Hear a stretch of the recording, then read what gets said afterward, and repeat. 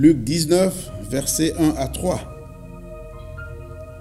Jésus étant entré dans Jéricho, traversait la ville, et voici un homme riche appelé Zachée, chef des publicains, cherchait à voir qui était Jésus, mais il ne pouvait y parvenir à cause de la foule, car il était de petite taille.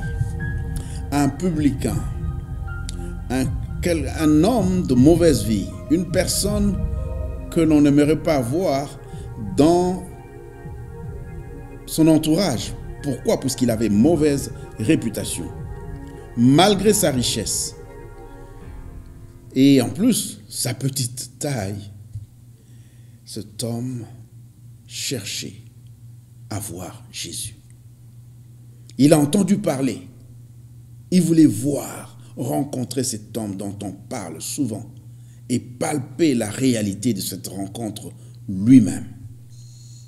Et il va oublier sa richesse, oublier parce que quand on est riche, on a une certaine position sociale. Il va oublier tout ça. C'est pour te dire que ta richesse, ton argent, tout ce que tu peux amasser comme bien ne peuvent pas se mesurer à la rencontre personnelle avec Jésus.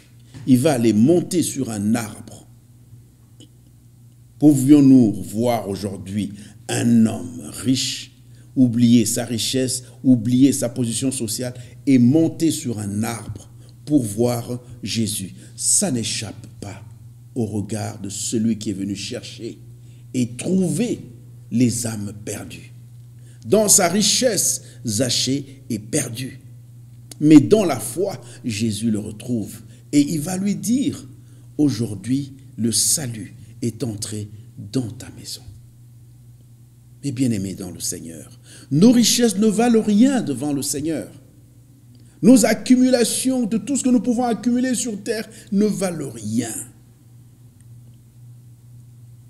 Tout ce qui vaut, c'est accepter ce Seigneur-là qui s'est livré, qui s'est donné pour notre salut. Et comme il l'a dit à Zachée, le salut est entré dans cette maison.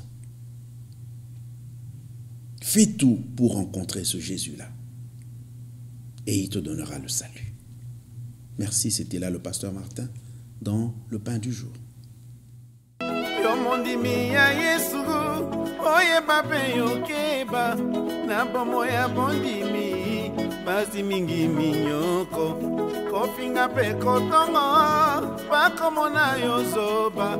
Ebongi yo bosana te, boka na yo likolo.